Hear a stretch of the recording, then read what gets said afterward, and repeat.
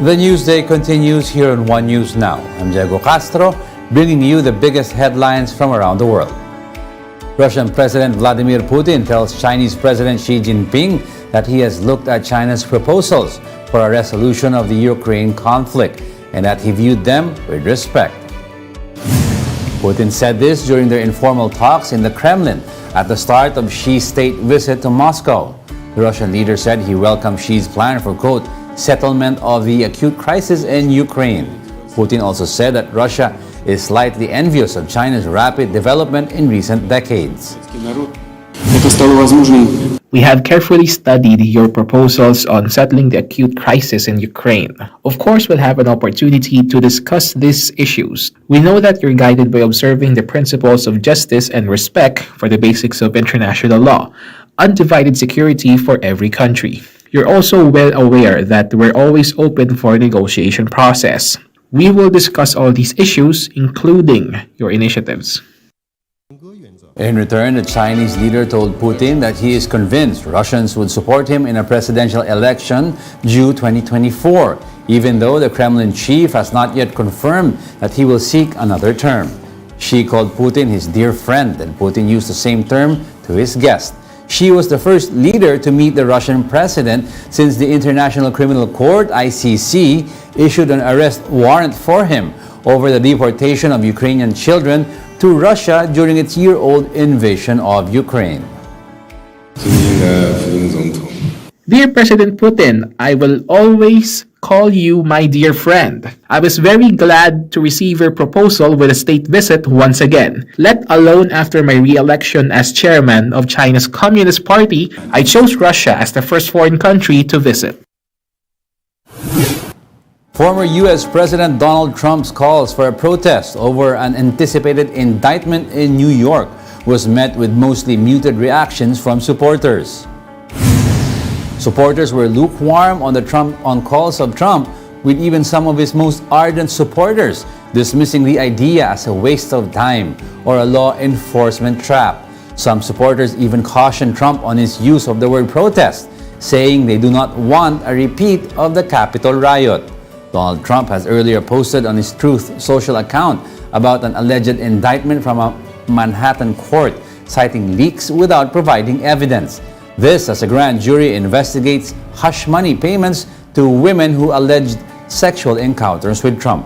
Prosecutors have not said when their work might conclude and when charges could come. U.S. Senator Elizabeth Warren spoke out on Trump's calls, saying there was no need to protest the issue and that the probe should be allowed to continue. This is another case of Donald Trump just trying to advance the interests of Donald Trump, not of the rest of the nation. Let's be clear about what's going on here. No one is above the law, not even the former president of the United States. If it's time to bring indictments, then they'll bring indictments. That's how our legal system works. Protests are there's no reason to protest this. One Israeli minister denies the existence of Palestinian people. Israeli Finance Minister Bezalel Smotrich said there's no such thing as a Palestinian nation, history, or language. He made that remark at a memorial event for a French-Israeli right-wing activist who advocated for annexation of the West Bank. Jordan's foreign ministry described Smotrich's appearance with the icon as, quote, a violation of international norms. A spokesman for the Egyptian Foreign Ministry said it undermines efforts aimed at achieving calm between the two sides. We'll be back with more stories after the break. Keep it here on One News.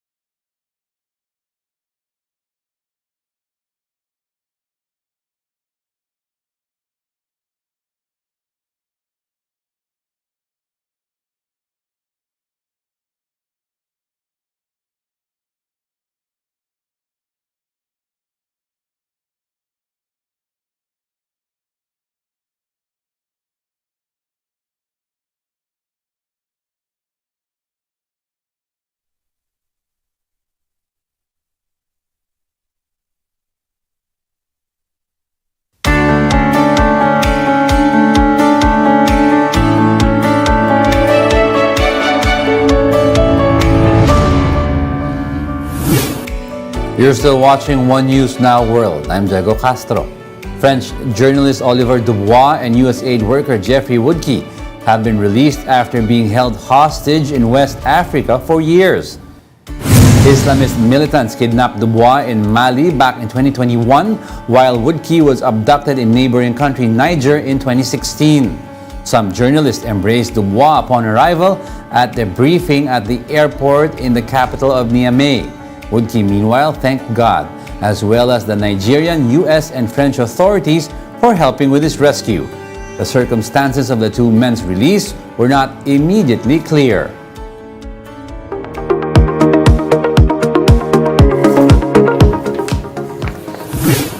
Investors are bracing themselves for another week of volatility as Credit Suisse's emergency sale bears resemblance of the 2008 banking crisis.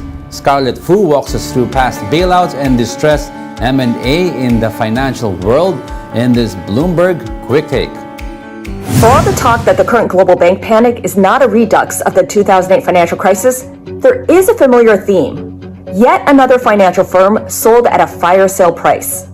This time, it's Credit Suisse. Once valued at $96 billion, the firm is being sold to rival UBS in an all-stock deal brokered by the government. The price tag? Around $3 billion.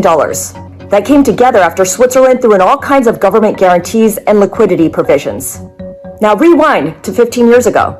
In March 2008, Bear Stearns was sold to JP Morgan Chase for $2 a share. Bear's market value shrank from a high of $140 billion to around $240 million. In September of that year, the U.S. Treasury bailed out Fannie Mae and Freddie Mac, which were and are responsible for financing a big chunk of U.S. home loans. The two entities have seen their value crater from a combined $138 billion to now under $4 billion. And remember Merrill Lynch? Bank of America agreed to buy the brokerage for about $50 billion. That offer was about 70% below Merrill's peak stock price in 2007. And then we get to Lehman Brothers, which actually didn't get taken over or bailed out. Instead, it filed for bankruptcy in September 2008, wiping out shareholders and helping to trigger the Great Recession. That same week, the US government took control of AIG in an $85 billion bailout. AIG is still around, but today it's worth $34 billion versus about $240 billion back in its glory days of 2000.